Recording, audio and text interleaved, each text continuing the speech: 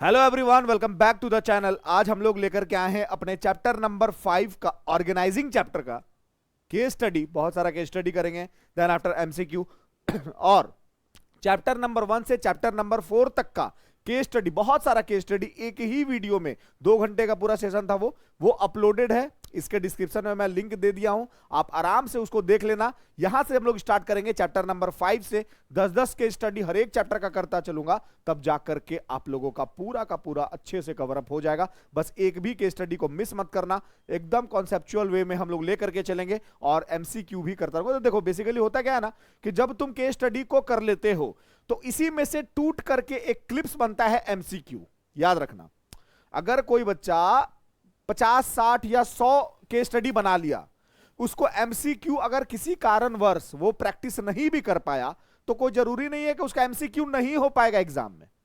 आ रहा है समझ में? तो आपने अगर केस स्टडी कर लिया तो इसी में से टूट करके एमसीक्यू भी बनता है। तो आप एकदम आराम से केस स्टडी, क्या क्या ट्रिक्स होगा, किस किस तरीके से केस स्टडी, लंबा चौड़ा केस स्टडी किस तरीके से सॉल्व करना है, एक एक करके चलो हम लोग देखते चलेंगे।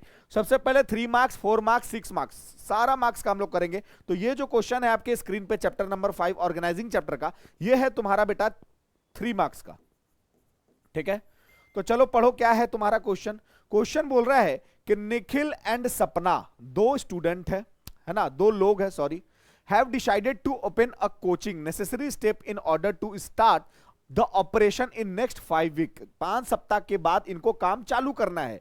विच include identifying and dividing the work, यानी कि सबसे पहले इनको क्या करना पड़ेगा, आइडेंटिफिकेशन करना पड़ेगा एंड ग्रुपिंग करना पड़ेगा काम को, राइट। उसके बाद क्या करना पड़ेगा, डिवीजन ऑफ वर्क लिखा हुआ है यहां पे। सर तो आपने प्रोसेस पढ़ाया था, identification and division of work, तो पहला प्रोसेस तो इन्होंने पार कर लिया, राइट। उसके बाद manageable activity as well as the process, एक और प्रोसेस इसने पार कर लिया, डिपार्टमेंटलाइजेशन का। डिपार्टमेंटलाइजेशन का मतलब आपको बहुत अच्छे से पता है, फंक्शनल डिपार्टमेंट या डिविजनल डिपार्टमेंट, इन्होंने बना लिया। उसके बाद क्वेश्चन पूछता है, यहां से क्वेश्चन है, एक्सप्लेन द नेक्स्ट 2 स्टेप। बड़ा आसान क्वेश्चन है यार।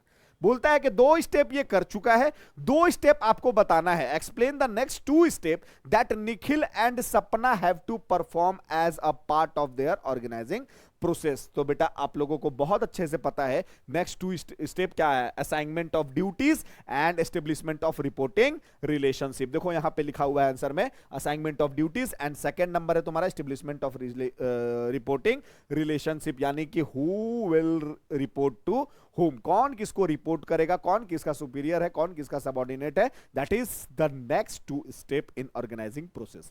क्लियर होगा सबको? चलो आगे बढ़ते चलो। नेक्स्ट क्वेश्चन देखो क्या है, लंबा चौड़ा क्वेश्चन है बट डरना नहीं है। देखो बेटा हमेशा याद रखना एक चीज, केस स्टडी डराता है लेकिन डरना नहीं है। आ रहा बात समझ में? केस स्टडी ना भयभीत हो जाता, लगभग स्टूडेंट का एक कंप्लेन सर के आता उसको सब है। याद रखना, क्वेश्चन आंसर से आसान होता है केस स्टडी।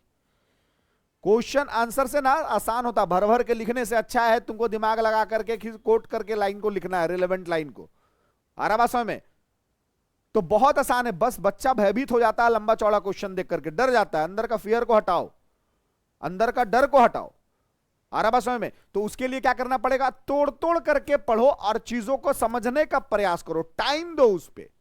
और कोई एक लाइन ऐसा पकड़ा गया, फेंक दो आंसर उसी लाइन के अकॉर्डिंग, एकदम आंसर उसी लाइन के अकॉर्डिंग तुमको दे देना है ना। तो केस स्टडी पढ़ने का क्या तरीका है, ध्यान से समझना। ऊपर से कुछ लाइन पढ़ो और तुरंत से फिर क्वेश्चन पढ़ो।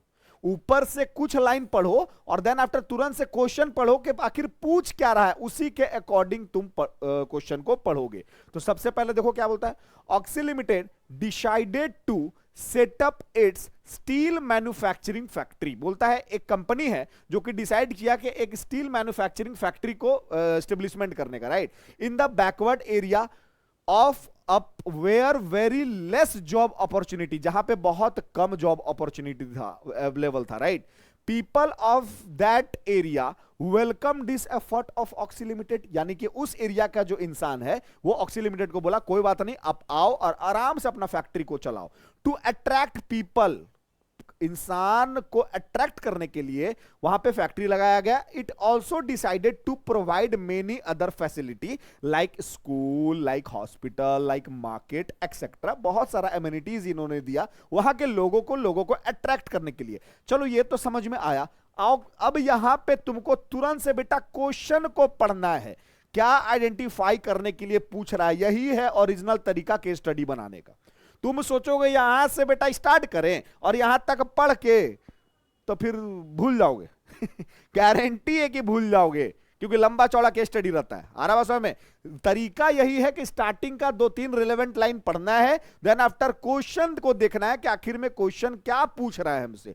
तो ये तो समझ में आ गया, ऑक्सी लिमिटेड एक कंपनी है जो कि रूरल एरिया में जाकर के एक स्टील मैन्युफैक्चरिंग का कंपनी बैठाने वाला है और पीपल को अट्रैक्ट करने के लिए वहां पे स्कूल, हॉस्पिटल, मार्केट ये सब खोलेगा, है ना। और पीपल ने उनका वेलकम किया। अब ये पूछ क्या रहा है, आइडेंटिफाई तुमको करना है एंड एक्सप्लेन करना है टाइप्स ऑफ ऑर्गेनाइजेशन, यानी कि तुमको बेटा टाइप्स ऑफ ऑर्गेनाइजेशन को आइडेंटिफाई करना है विच परमिट ऑक्सी limited the flow of communication in the direction. बोला गया कि तुमको यहां पे किस तरीके का कम्युनिकेशन फ्लो हो रहा है उस कॉन्सेप्ट को पहचानना है। ठीक है, आओ अब आगे पढ़ते हैं क्या बोल रहा है। इन द फैक्ट्री में प्रेमाइसिस में oxy limited started earning huge profit, बहुत ज्यादा प्रॉफिट कमाना स्टार्ट कर दिया oxy limited, right. Another competing company, अब उसका ऑक्सी लिमिटेड एक कंपनी था, अब उसके जो अल्टरनेटिव कंपनी था, जो उसका कॉम्पिटिटर था, आस्क इट प्रोडक्शन मैनेजर, उन्होंने जो मान के चलो ऑक्सी लिमिटेड है और एक मान लो कि बी लिमिटेड है ना, बी लिमिटेड कंपनी के मैनेजर ने प्रकाश को इन्वेस्टिगेशन करने के लिए बोला कि आखिर की क्या रीजन है कि ऑक्सी लिमिटेड कंपनी इतना ज्यादा प्रॉफिट कमा रहा है ना। प्रकाश फाउंड, जो प्रकाश मैनेजर था उसको क्या दिखा sir, that in both the company there was a systematic coordination among the various activity. जितना भी एक्टिविटी है उसमें सब में दोनों बराबर है, कहीं से कोई दिक्कत नहीं है। तो क्यों है सर, आओ आगे पढ़ते हैं, है ना। Various activity, achieve organisational goal, every employee know who was responsible and accountable to whom, यानी कि हर एक इंसान जानता था, यानी कि एस्टेब्लिशमेंट ऑफ रिपोर्टिंग रिलेशनशिप यहां पे बहुत अच्छे से था दोनों कंपनी में, राइट। द ओनली डिफरेंस, अब देख बेटा तेरा क्वेश्चन का आंसर ना यहीं से यहां तक मिलेगा, यहीं से यहां तक में तेरा क्वेश्चन का आंसर है। अरे डिफरेंस क्या था ध्यान से समझना। The only difference was that in his organization communication took place only through the scalar chain, यानी कि जो बी लिमिटेड था, ऑक्सी लिमिटेड नहीं, ऑक्सी लिमिटेड तो प्रॉफिट कमा रहा था, बी लिमिटेड जिसने इन्वेस्टिगेशन करना स्टार्ट किया कि ऑक्सी लिमिटेड आखिर क्यों प्रॉफिट कमा रहा है ना, उसको दिखा कि जो उसके कंपनी में, ऑक्सी लिमिटेड में नहीं, उसके कंपनी में सारा कम्युनिकेशन जो है वो स्केलर चैन के द्वारा फॉलो किया जा रहा है। वेयर एज, लेकिन ऑक्सी लिमिटेड कंपनी में was allowing of flow communication in all the direction as per the requirement which lead to faster spread in information। यानी बोलता है कि ऑक्सी लिमिटेड ने सबको परमिट दे रखा था कि कोई भी किसी से बात कर सकता है ताकि स्प्रेड हो जाए बात, फैल जाए बात बहुत ज्यादा क्विकली। तो बेटा ऑर्गेनाइजेशन में अगर कम्युनिकेशन कोई भी किसी से कर ले रहा है, कोई स्केलर चेन को फॉलो नहीं किया जा रहा है, तो तुम बहुत अच्छे से जानते हो कि यहां पे कौन सा कॉन्सेप्ट लगा हुआ है। बट आओ आगे और देखते हैं क्या बोला गया। Oxy limited was allowing of flow of communication in all the direction as per the requirement which lead to faster spread of information as well as quick feedback, यानी कि जल्दी से जल्दी फीडबैक हमें मिल जाए। तो अब हमें बताना है कि आइडेंटिफाई करना है एंड एक्सप्लेन करना है द टाइप्स ऑफ ऑर्गेनाइजेशन। कौन सा टाइप्स ऑफ ऑर्गेनाइजेशन है ये, तो कोई भी किसी से बात कर ले, कोई स्केलर चैन को फॉलो नहीं किया जा रहा है, इट मींस वो इनफॉर्मल ऑर्गेनाइजेशन है। बेटा कौन सा ऑर्गेनाइजेशन है, इनफॉर्मल ऑर्गेनाइजेशन। देखो आंसर में भी यहां पे दिया हुआ होगा, informal organisation emerge from within the formal organisation से ही निकल करके आता है informal organisation. when people interact beyond their officially defined role, informal organization has no written rule influence in form of scope and does not have fix line of communication. किसी भी तरीके से कोई भी यहां पे फिक्स लाइन ऑफ कम्युनिकेशन नहीं रहता है। स्केलर चैन गया भाड़ में, है ना, यहां पे जो अपना मन करेगा वहीं पे किया जाएगा। तो बताओ कोई दिक्कत सर सेकंड क्वेश्चन में? नहीं। ये भी बेटा आपका 3 मार्क्स का क्वेश्चन है, ठीक है। चलो नेक्स्ट। नेक्स्ट बोलता है distinguish between formal and informal organisation on the basis of following, origin के बेसिस पे, अथॉरिटी के बेसिस पे एंड लीडरशिप के बेसिस पे। यहां पे तुमको डिस्टिंग्विश बिटवीन यानी कि डिफरेंशिएट करना है। तो आओ देखते हैं कैसे इसको डिफरेंशिएट करेंगे। सबसे पहले ओरिजिन के बेसिस पे बोला गया, it arises as the result of company rule and policy. हर एक ओरिजिन में अपना अपना रूल एंड रेगुलेशन होता है, उसके कारण ये निकल करके आता है। इट अब इनफॉर्मल में it arise as a result of social interaction among the employee. बोला गया कि जहां जिस देश में सोशल इंटरेक्शन यानी कि आपस में बातचीत ज्यादा होगा, है ना, सोशल बातें ज्यादा होगी, समाज की बातें ज्यादा होंगी, काम कम होगा, वहां पे ये उससे निकल करके आता है इनफॉर्मल ऑर्गेनाइजेशन। अथॉरिटी को क्या बोल रहा है सर? फॉर्मल ऑर्गेनाइजेशन में अथॉरिटी जो होगा, authority arise on the basis of position and management. अधिकार आपको उतना ही है जितना आपको दिया गया है। But in the case of informal organisation managerial development is easier because divisional manager has the autonomy as well as the chances to perform multiple function. बेटा कोई डिवीजन ऑफ वर्क यहां नहीं होता है, कोई कुछ भी कर सकता है, इसको पास ऑटोनॉमस बॉडी है यानी कि खुद से काम करता है। आ रहा बात समझ में? किसी का ये वैल्यू नहीं देता है। लीडरशिप के बेसिस में आओ देखते हैं फॉर्मल ऑर्गेनाइजेशन क्या होता है। मैनेजर यहां का बेटा लीडर होता है, manager is the leader in formal organisation. But in formal organisation में क्या होता है? लीडर में और may no be manager, they are chosen by group. बोला गया कि ये ग्रुप के द्वारा चूज किया जाता है कि कौन हमारा मैनेजर होगा in the case of informal organisation. Clear होगा? ये भी अगर आपका आएगा तो ये बेटा आपका 3 मार्क्स का क्वेश्चन आएगा, कोई दिक्कत नहीं सर। चलो नेक्स्ट क्वेश्चन को देखते हैं। नेक्स्ट क्वेश्चन बोलता है कि with the help of any 4 point, 4 point के मदद से एक्सप्लेन करिए यानी पूरा इंटरप्रेट करिए द क्रूशियल रोल, यानी जो इंपॉर्टेंट रोल है ऑर्गेनाइजिंग फंक्शन का एक एंटरप्राइज में, यानी कि एक कंपनी में ऑर्गेनाइजिंग क्या वैल्यू रखता है, इसको बताना है। आपका बहुत अच्छा से मैंने बता रखा है, आप अगर ऑर्गेनाइजिंग करोगे तो बेनिफिट होगा आपको स्पेशलाइजेशन में। सबसे पहले क्या होगा सर? बेनिफिट होगा आपको स्पेशलाइजेशन में, यानी कि it leads to specialisation. Organising leads to specialisation हम लोग बोल सकते हैं। ऑर्गेनाइजिंग करेंगे, डिपार्टमेंटलाइजेशन करेंगे, अलग अलग ग्रुप्स में सारे कामों को बांट देंगे, तो उस सिचुएशन में हमारा क्या होगा? स्पेशलाइजेशन होगा, ओवरलैपिंग नहीं होगा सर, है ना, डुप्लीकेशन ऑफ वर्क नहीं होगा। Then after adoption to change, organising facilitate business form to accommodate workload changes caused due to business environment. On account of this organisational structure can be modified and for revision of relationship on organizational level make it easier to adapt to change। देखो ध्यान से बोला गया कि अगर तुम organising किए, departmentalisation किए, अलग अलग सबको काम बांट दिए, तो कोई भी चेंजेस आएगा तो उस डिपार्टमेंट, पर्टिकुलर डिपार्टमेंट में आएगा। आराम से पूरे एक ऑर्गेनाइजेशन में तो हल्का सा नहीं मच जाएगा। तो इसीलिए यहां पे बोला गया अडॉप्शन टू चेंज, कभी भी इन्वायरमेंट के अकॉर्डिंग तुम चेंजेस ला सकते हो। Then after clarity in working relationship, बेटा कौन किसको रिपोर्ट करेगा, मेरा सुपीरियर कौन है, मेरा सबऑर्डिनेट कौन है, अच्छे से हम लोग वेल डिफाइंड होगा सारा चीज। इसीलिए बोला गया कि यहां पे क्लैरिटी होगा, और क्लैरिटी होना बहुत जरूरी होता है, क्योंकि कौन किसको रिपोर्ट करेगा, वैल्यू को नहीं देगा यार, तो फिर वही वाला बात हो जाएगा इनफॉर्मल ऑर्गेनाइजेशन वाला। Then after optimum utilisation of resources, बेटा सबको रिसोर्सेस एक सफिशिएंट वे में मिलता है ना, सफिशिएंट क्वांटिटी में मिलता है, तो रिसोर्सेज वेस्ट नहीं होगा, वेस्ट नहीं होगा तो बेस्ट यूटिलाइजेशन होगा। तो 4 पॉइंट तो यहीं तक हो गया, आगे भी लिख सकते हो। Effective administration by clearing describing the job relating duties, duplication of work and confusion can be avoided. तो यहां पे क्या हो जाएगा? इफेक्टिव एडमिनिस्ट्रेशन भी होगा, तुम्हारा काम करने का जो मैनेजर्स हैं वो अच्छे से काम करेंगे। Development of personal and expansion and growth, ये सारा चीज तुम लिख सकते हो, तो कोई डाउट नहीं सर। ये आई थिंक तुम्हारा बेटा 4 नंबर का आ सकता है तुम्हारे एग्जाम में, 4 मार्क्स। बार बार मैं बोल रहा हूं अच्छे से लिखना, पॉइंट्स में लिखना, इस तरीके से लिखना, एकदम सही से लिखना, सब चीज आपको याद है, हर चीज आपको याद है। बस अपने डर को हटाओ, अपने फियर को हटाओ और आग लगा करके आओ। आ रहा बात समझ में? चलो नेक्स्ट क्वेश्चन बोलता है give the meaning of informal organisation और state any 3 of its advantage.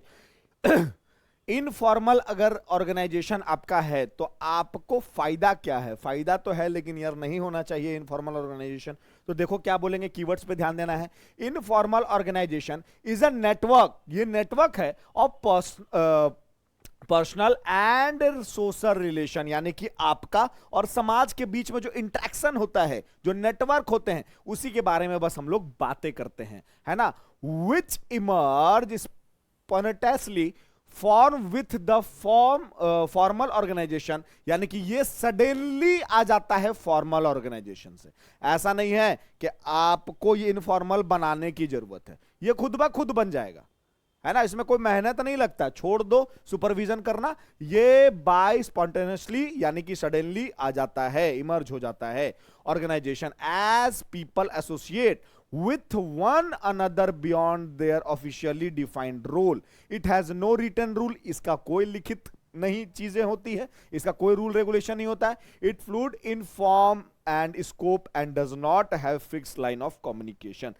बेटा इसका कोई फिक्स लाइन ऑफ कम्युनिकेशन नहीं है, कोई भी किसी से जाकर के बात कर लेगा, लोअर लेवल चला जाएगा टॉप लेवल के पास। आ रहा बात समझ में? इसका एडवांटेज क्या है? It leads to faster spread of information as well as towards a quick feedback. बोलता है तुम्हारे पास फीडबैक भी क्विकली आएगा और साथ साथ तुम्हारी बातें इंटायर ऑर्गेनाइजेशन में तेजी से फैल जाएगा आग की तरह। It fulfil the social needs of the member. तुम बहुत ज्यादा दुख में हो, तुम्हारे साथ बगल वाला भी दुख में है, दुखेरा भाई मौसेरा भाई हो गया बेटा, तो आराम से यहां पे काम धंधा की बातें छोड़ करके सारे अपने घर के बातें करने में लग गए। That is called informal organisation. Then after it contribute towards fulfilment of organisational objective by compensating for adequate in the formal organisation. यानी कि बोला गया कि अगर तुम इस तरह का काम कर रहे हो तो तुम्हारा छोड़ दिया गया तो तुम्हारा ऑर्गेनाइजेशनल गोल के तरफ, मतलब तुम इरिटेट नहीं होगे किसी भी चेंजेस से। क्यों? क्योंकि तुमको माफ कर दिया जा रहा है, तुम सोशल वर्क कर रहे हो, मतलब सोशल बातें कर रहे हो, है ना, कि एंड मतलब काम का कोई बात ही नहीं कर रहे हो। तो उस सिचुएशन में ऑर्गेनाइजेशन के जो मैनेजर हैं उनके तरफ से अगर तुमको ढिलाई दे दिया गया, लूज छोड़ दिया गया, लिबरल हो गए वो कि कोई बात नहीं, जाओ इनफॉर्मल बनाओ, तो तुम चलो वहां पे आसानी से सारे चेंजेस को अडॉप्ट करते चले जाओगे। तो बताओ कोई दिक्कत यहां तक समझने में? नहीं सर। चलो नेक्स्ट, ये भी तुम्हारा क्वेश्चन जो है बेटा ये 4 मार्क्स का आ सकता है तुम्हारे एग्जाम में। क्लियर है? Next question, what is meant by delegation. बेटा देखो ये जो शब्द है ना डेलीगेट, डेलीगेट का मतलब होता है टॉप लेवल के पास। अगर यहां पे एक राम नाम का इंसान है तो ये अपने काम को श्याम को दे दिया, ठीक है। तो डेलीगेशन का एक 2-3 एलिमेंट होता है, डेलीगेशन विदाउट एलिमेंट नहीं चलता। ये अपने काम को श्याम को बांटा, मान लो राम ने अपने काम को श्याम को दिया, तो सिर्फ काम ही नहीं देना है उसको, यहां पे अथॉरिटी, रिस्पॉन्सिबिलिटी और साथ साथ अकाउंटेबिलिटी। आ रहा बात समझ में? ये तीनों चीज देना है। ऐसा नहीं है कि बस उसको वर्क दे दिए तुम, नहीं, उसको जिम्मेदारी भी देना है, उसको मतलब अथॉरिटी भी देना, पावर भी देना है ना, और साथ साथ उसको आंसरेबिलिटी भी बनाना है। आंसरेबल वो होगा, अकाउंटेबिलिटी वो होगा अगर काम पूरा नहीं हुआ, है ना। तो बोला गया कि क्या होता है डेलीगेशन का मतलब, तो इतना सारा मैंने एलिमेंट्स तो बता दिया, आप आराम से लिख लोगे। और state any 3 points which highlight the importance of delegation in an organisation. क्यों आखिर की करना जरूरी है डेलीगेशन, आखिर की क्यों, व्हाई, तो क्या इसका रीजन है, तो चलो जानते हैं एक बार। देखो क्या लिखा हुआ है sir, delegation is the instrument of responsibility and authority to another and creation of accountability of performance. देखो यहां पे तीनों चीज निकल के आ गया ना, रिस्पॉन्सिबिलिटी, अथॉरिटी एंड अकाउंटेबिलिटी। बेटा इस 3 चीजों के बिना ये डेलीगेशन नहीं चल सकता है। जिसको भी तुम काम दे रहे हो, डेलीगेशन का मतलब काम को देना, है ना, और उसका परफॉर्मेंस में तुमको हमेशा चेक करते रहना है कि वो काम सही से कर रहा है कि नहीं कर रहा है, और वो तभी सही से करेगा जब उसको वो तीनों चीज तुम दोगे, पावर भी दोगे काम करने का, जिम्मेदारी भी दोगे, है ना, कि काम पूरा नहीं हुआ तो और उसका आंसर अकाउंटेबिलिटी भी वही रहेगा, है ना। क्या इंपॉर्टेंस है? It help in effective management as the manager get more time to concentrate on important matter.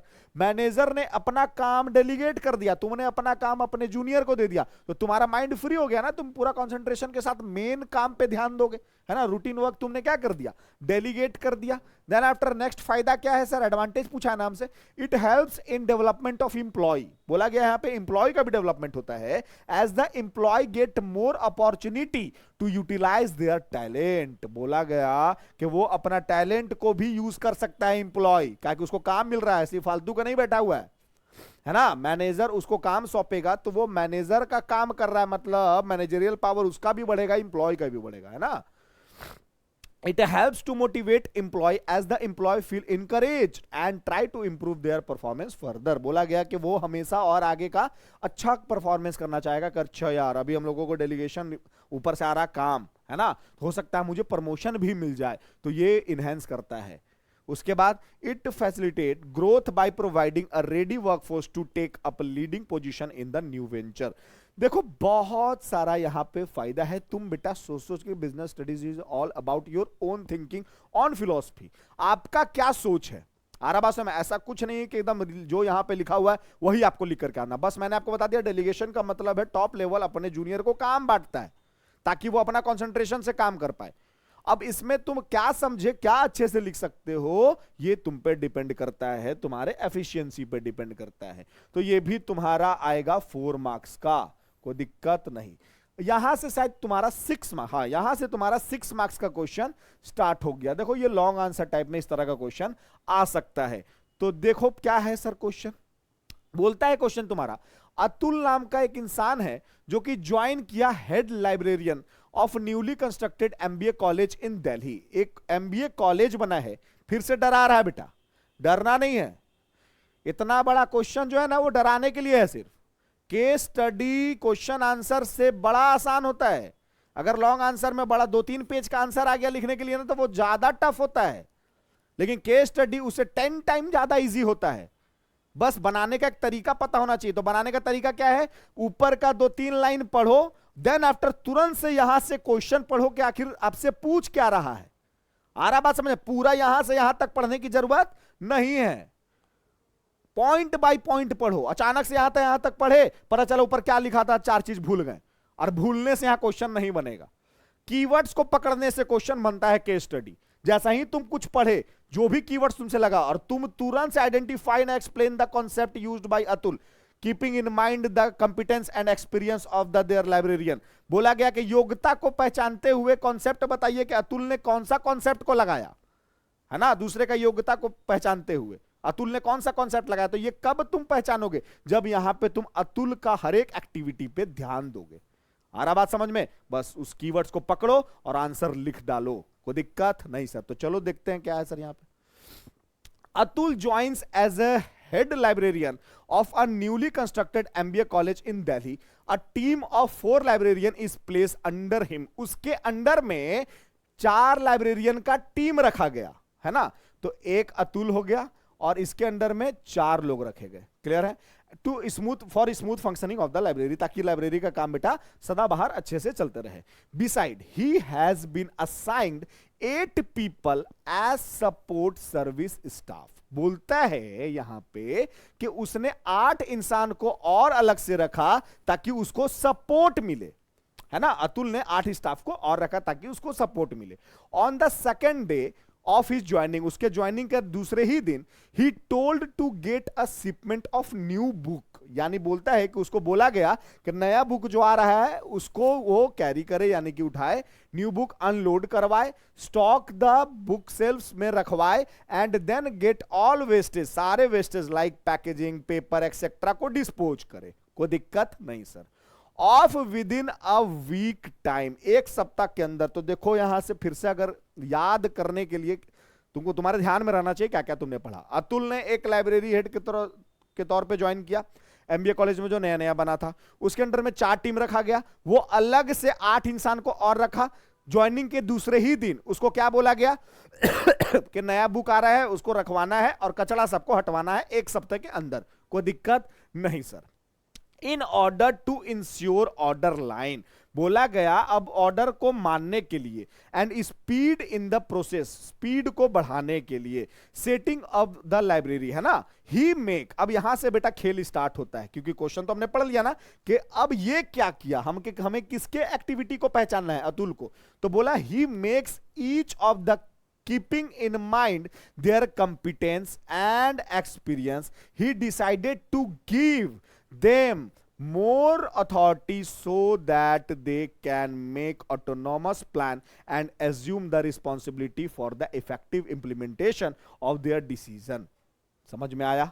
देखो क्या है, बोलता है यहां पे बड़ा से, इतना बड़ा जो है ना केस स्टडी, वो एकदम आराम से टूट गया। देखो क्या बोल रहा है सर, अतुल ज्वाइन किया एक लाइब्रेरियन के तौर पे एमबीए कॉलेज में, कोई दिक्कत नहीं सर।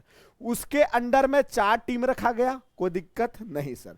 उसके बाद वो अलग से 8 लोगों को रखा अपना खुद का हेल्प के लिए, कोई दिक्कत नहीं सर। देन आफ्टर उसको ऑर्डर मिला नेक्स्ट डे कि वो नया जो आ रहा है बुक उसको रखवाए और वेस्टेज को हटाए, कोई दिक्कत नहीं सर। देन आफ्टर क्वेश्चन के अकॉर्डिंग, क्वेश्चन क्या बोल रहा है, आइडेंटिफाई आपको करना है कि और एक्सप्लेन करना है किस कॉन्सेप्ट को, वही कॉन्सेप्ट पहचानना है जो यूज किया अतुल ने, keeping in mind the competence and experience of other librarian. बोलता है कि वो दूसरे के योग्यता को पहचान के ऐसा क्या कारनामा किया। तो कारनामा क्या किया, देखो कारनामा वो किया, he make each of the keeping in mind their competence and experience, he decided, क्या डिसाइड किया भाई साहब, to give them more authority. तो अथॉरिटी को देना, अथॉरिटी को देना, कौन सा कॉन्सेप्ट, दूसरे को अथॉरिटी को देना, कौन सा कॉन्सेप्ट यहां पे लगेगा, वही चीज बोल रहा है, पूछ रहा है। सो दैट, ताकि दे कैन, दे कौन हो गया, लाइब्रेरियन जो एक्स्ट्रा जो स्टाफ था उसका, autonomous plan and assume the responsibility for the effective implementation of their decision. तो यहां पे दूसरे का योग्यता को पहचानते हुए काम को नीचे लेवल की तरफ देना क्या कहलाता है सर, उसको पावर देना क्या कहलाता है, बताना। यहां पे बेटा कहलाता है डिसेंट्रलाइजेशन। आ रहा बात समझ में? सेंट्रलाइजेशन का मतलब पावर सिर्फ अपने पास रखना, और डिसेंट्रलाइजेशन का मतलब कंपिटेंस को, उसके योग्यता को पहचानते हुए, उसको वर्क एक्सपीरियंस को पहचानते हुए काम को हर एक लेवल को बांटना, दैट इज कॉल्ड डिसेंट्रलाइजेशन। तो वही कॉन्सेप्ट है यहां पे। और बोलता है describe briefly any 4 point of importance of using the concept in identifying the part A. यानी कि तुमने यहां पे जो कॉन्सेप्ट को पहचाना, तो कॉन्सेप्ट को तो हमने पहचान लिया, दैट इज डिसेंट्रलाइजेशन, कोई दिक्कत नहीं सर। और उसका 4 इंपॉर्टेंस लिखना है। तो आओ देखो क्या है सर यहां पे, बोलता है Atul has used the concept of decentralization. वाह भाई वाह, समझ में आ गया सर, कोई दिक्कत नहीं। Keeping in mind the competence and experience of the other librarian. बोलता है कि decentralization explain the manner in which decision making responsibility are divided among the hierarchical level. Decentralization refers to the delegation of authority throughout all the level of organization। Competence को पहचानते हुए through out काम नीचे level को देना decentralisation कहलाता है। अब इसका इंपॉर्टेंस क्या है, इंपॉर्टेंस होगा रिलीफ टू टॉप मैनेजमेंट, है ना। सबसे पहले ये क्या देता है, रिलीफ देता है टॉप मैनेजमेंट को, ताकि वो काम लाइक डेलीगेशन ही के जैसा है, ये भी है ना, लाइक डेलीगेशन के जैसा ये भी है। तो क्या बोला गया, in decentralisation organisation top management are the burden by common day to day problem, they have enough time to plan ahead the develop by new strategy. बोलता है बेटा कि डिसेंट्रलाइजेशन करने से तुमने अपने डेली वर्क को क्या कर दिया, डेलीगेट कर दिया। डिसेंट्रलाइजेशन से करने से तुमने क्या कर दिया, डेलीगेट कर दिया, सो दैट तुम अपना पूरा का पूरा कंसंट्रेशन लगा रखो किसी अदर काम में, यानी कि तुम अपने कोर एक्टिविटी में। बी नंबर क्या बोलता है sir, develop managerial talent for the future, यानी कि तुम अपना मैनेजरियल पावर को बढ़ाते हो फ्यूचर के लिए। क्या बोला गया सर यहां पे, ध्यान से समझना। In a decentralised organisation even lower level manager learn the art of exercising decision making power. Simple सा बात, डिसेंट्रलाइजेशन हुआ, तुमसे लोअर लेवल वाला इंसान काम करना स्टार्ट कर दिया, अब लोअर लेवल वाला क्या किया, अपना टैलेंट को दिखाना स्टार्ट किया, तो उसका योग्यता भी बढ़ेगा। समझ में आ रहा है? उसके बाद क्विक डिसीजन मेकिंग, बोलता है in a decentralised organisation decision making is not restricted in a few hand only but decision power. अब तुमने डिसेंट्रलाइज कर दिया काम को कि एसी खराब हुआ तो जरूरी नहीं है कि सीईओ आएगा तभी हम पूछ के बनाएंगे। तुम्हारे पास है power, you have the power to take the decision, है ना। सारा चीजों का नहीं, कुछ कुछ चीजों का डिसीजन तुम ले सकते हो। तो तुम क्या पूछोगे किसी से, डिसीजन तुरंत ले लोगे एसी बदलो यार, बड़ा गर्मी लग रहा है ऑफिस में, है ना। Then after develop initiative among subordinate, facilitate growth, ये सारा चीज तुम लिख सकते हो, कोई दिक्कत नहीं सर। तो ये बेटा क्वेश्चन आपके एग्जाम में आएगा 6 मार्क्स का, याद रखना इस टाइप का क्वेश्चन। नेक्स्ट क्या है, नेक्स्ट देखो ध्यान से,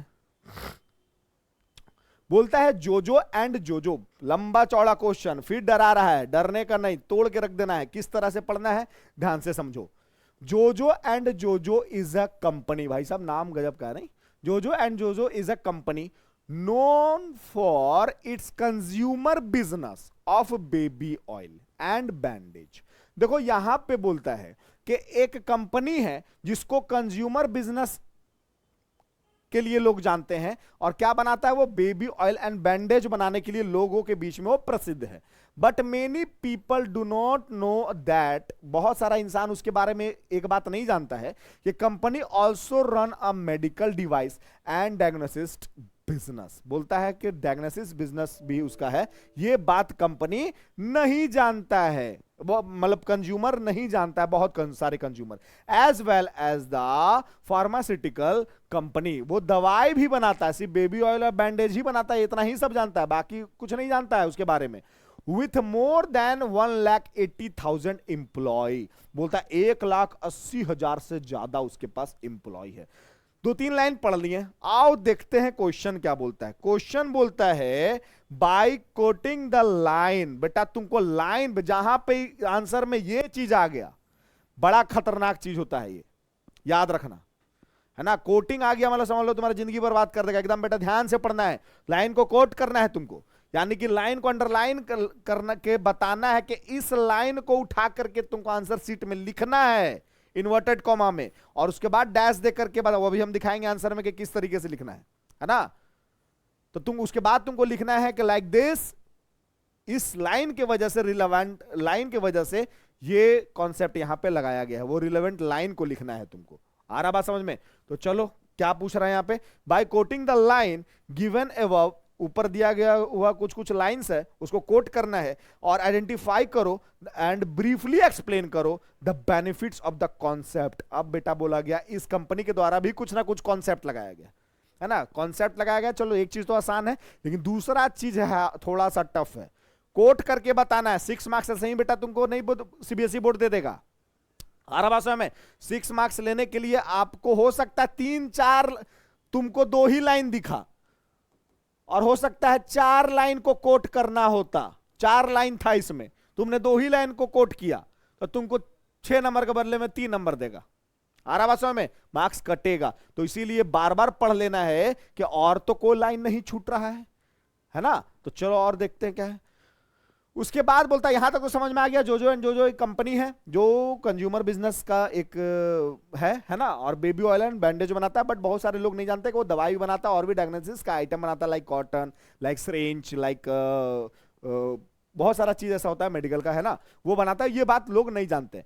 और 1,80,000 से ज्यादा इंप्लॉय है पूरे वर्ल्ड वाइड में, एमएनसी है वो, वर्ल्ड वाइड द कंपनी है चूजन टू शेयर डिसीजन।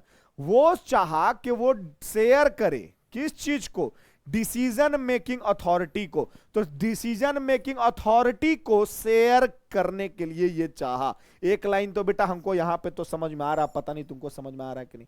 क्या बोला गया सर? वो चाहा कि शेयर करे decision making authority with lower level, with lower level and place it nearest to the point of action. कोई दिक्कत सर? नहीं। चलो उसके बाद क्या बोल रहा है, therefore the response does not take time, ताकि रिस्पॉन्स टाइम ना लगाए, है ना। This propagate the believe that people are competent, capable and resourceful who can get a change to chance होगा यहां पे, who can get the chance to prove their ability. Simple सा हमको कॉन्सेप्ट यहां पे दिख गया, डिसेंट्रलाइजेशन। सिंपल सा कॉन्सेप्ट दिख गया, डिसेंट्रलाइजेशन। बट लाइन को बेटा कोट करना है, इसीलिए इतना आसान नहीं है। कॉन्सेप्ट तो समझ में आ गया, एक चीज तो समझ में आ गया यहां पे कॉन्सेप्ट, लेकिन दूसरा चीज क्वेश्चन में हार्ड थोड़ा सा है कि लाइन को आपको कोट करना है ना। तो चलो लाइन को कोट करना स्टार्ट करते हैं, आओ देखो क्या क्या है। तो सबसे पहले क्या बोला गया सर यहां पे, मेरे हिसाब से जितना लाइन है ना सबको कोट कर लेंगे हम लोग। देखो क्या है, वर्ल्ड वाइड एक कंपनी है, अच्छा अच्छा, उसके बाद हैज चूजन टू शेयर, यहां से कॉन्सेप्ट समझ में आया, डिसीजन मेकिंग पावर, तो चलो कॉन्सेप्ट तो समझ में आ गया, विथ लोअर लेवल, यानी कि डिसीजन मेकिंग पावर ये बांटना चाह रहा है, that is the concept of decentralization. Clear है? उसके बाद therefore the response does not take time, does not take time, एक लाइन ये होना चाहिए। इससे क्या निकल करके आएगा? यहां से निकल करके आएगा डिसेंट्रलाइजेशन अगर हम लोग करेंगे तो क्विक डिसीजन आएगा, does not take time मतलब क्विक डिसीजन आएगा। उसके बाद आओ देखते हैं क्या है। This propagate the belief that people are competent, capable and resourceful who can get a chance to prove their ability and enable the company. It identifying those executive who have the necessary potential to become dynamic leader, है ना, जिसके पास अपना योग्यता होता है वो दिखा सके, so that the checking required on the decision take by lower level of management in the list, बोलता है कि ताकि यहां पे लोअर लेवल मैनेजमेंट भी अपना योग्यता को दिखा सके। आ रहा भाषा में? This make it possible to evaluate performance to each level and each department can be individually held accountable for their result, यानी कि बोलता है कि यहां पे इस चीज के लिए ताकि वो इवेलुएट कर सके। देखो कुछ कुछ लाइन को हम लोग अंडरलाइन अभी ही कर लेंगे, कोई दिक्कत नहीं सर। तो ये सारा लाइन निकल गया, एक लाइन तो समझ में आ गया, क्विक डिसीजन। उसके बाद it's leads to specialization of employ, employ का स्पेशलाइजेशन यहां पे बढ़ेगा इस लाइन से। उसके बाद और भी बहुत सारा चीज है, आओ देखते हैं एक एक करके। देखो यहां पे बोल रहा है response does not take time, decentralization concept तो क्लियर है, चलिए सर एक चीज तो क्लियर रह गया। उसके बाद एक लाइन यहां पे कोट किया गया, कौन सा line sir? Response does not take time, देख बेटा यहां पे है ना, response does not take time. आ रहा बात समझ में? तो यहां से हमें क्या मिल गया? Quick decision making. लिख दो इसके बारे में, इस तरह से लिखना भी पड़ेगा, इस तरह से लिखना भी पड़ेगा आपको। In the decentralization organization since decision are taken at level which are nearest to the point of action and there is a no requirement of approval from the many levels and process invest faster, यानी कि अगर तुम decentralisation काम करते हो, यानी कि अपने अथॉरिटी को बांटते हो, तो उसके पास भी decision making power with authority, with responsibility, with accountability जाता है, और जिससे वो बहुत स्पीड में डिसीजन ले लेता है और हर एक लेवल के पास आपको जाने की जरूरत नहीं है। नेक्स्ट रिलेवेंट लाइन क्या बोल रहा है? Who can get the chance to prove their ability, देखो यहां पे शायद मैंने किया है, who have therefore the responsibility does not take time, this propagate the believe the people competent capable resource can be full, है ना, in identifying those executive who have the necessary potential to become the dynamic leader so that checking required for the decision take can by lower level of management in the list, this make it possible to evaluate performance each level। देखो यही चीज है यहां पे, है ना, prove the ability, यानी बोलता है यहां पे develop managerial talent for future. अभी जस्ट मैंने आपको बताया कि यहां पे it's leads the specialization of employ भी लिख सकते हो, और ये वाला लाइन भी तुम लिख सकते हो। तो मैंने अभी आपको जस्ट बताया था business studies is all about your own philosophy, मैंने कुछ और अंडरलाइन किया, तुम कुछ और, लेकिन अंडरलाइन सेम करना है, उसका आंसर कोट लाइन को सेम करना है, जो लाइन मैंने किया वही लाइन यहां भी है, बट तुम लिख सकते हो जो तुमने सोचा। ये यहां पे ये सोचा develop managerial talent of future, अब मैंने सोचा it's leads to specialization of employ for better performance in the future, है ना, इस तरीके से तुम लिख सकते हो। देन आफ्टर क्या बोल रहा है सर यहां पे, और क्या है? Identifying those executive who have necessary potential to become dynamic leader, dynamic leader. तो यहां पे देखो, यहां पे लिखा हुआ है identifying those executive who have the necessary potential to become a dynamic leader. देखो बेटा यहां पे मैंने अंडरलाइन किया था, है ना, तो अंडरलाइन किया था, तो यहां पे तुम आंसर भी देख सकते हो। इससे क्या हो जाएगा? Develops initiative among subordinate. इससे क्या होता है कि सबऑर्डिनेट जो होता है वो इनिशिएटिव लेना स्टार्ट करता है कि यार प्रमोशन हो रहा है, चलो हम भी लाइन में लग जाते हैं, है ना, लाइक दैट। उसके बाद लास्ट क्या है तुम्हारा? This make it possible to evaluate performance at each level and each department. तो देखो यहां भी शायद मैंने अंडरलाइन किया है, हाँ देखो, this level possible to evaluate performance to each level and each department. देखो यहां पे मैंने अंडरलाइन कर रखा है। इसका मतलब क्या निकलता है सर? इसका मतलब निकलता है कि अगर तुम यहां पे इवेल्युएट करोगे परफॉर्मेंस को, तो परफॉर्मेंस को इवेल्युएट करना मतलब बेटर कंट्रोल करना, अच्छे से तुम कंट्रोल कर रहे हो, तो बेटा इसी तरीके से तुम्हारा ये लॉन्ग आंसर टाइप क्वेश्चन बनेगा, पूरा का पूरा दिमाग लगाना पड़ेगा तुमको, एक एक लाइन को कोट करना। 6 नंबर में तुमसे लाइन कोट करने पूछ लिया तो ये गलती से भी भ्रम में मत जीना बेटा कि एक ही लाइन होगा, 3-4 लाइन कम से कम होगा, मिनिमम 4 लाइन होगा। आ रहा बात समझ में? चलो नेक्स्ट क्वेश्चन, ये भी तुम्हारा 6 मार्क्स का क्वेश्चन है, ये भी तुम्हारा 6 मार्क्स का क्वेश्चन है, याद रखना। पढ़ो क्या लिखा हुआ है, फिर से डर आएगा, डरने का नहीं। Amit has joined a manufacturing firm as a worker. Amit एक इंसान है जो कि मैन्युफैक्चरिंग कंपनी ज्वाइन किया है वर्कर के तौर पे। He has recently started working on the shop floor. उसने काम करना स्टार्ट किया। The management is quit liberal, यानी कि मैनेजमेंट जो है वहां का वो लिबरल है, वैसा स्ट्रिक्ट नहीं है ना। चलो 1-2 लाइन तो पढ़ ली है, अब क्वेश्चन पढ़ते हैं।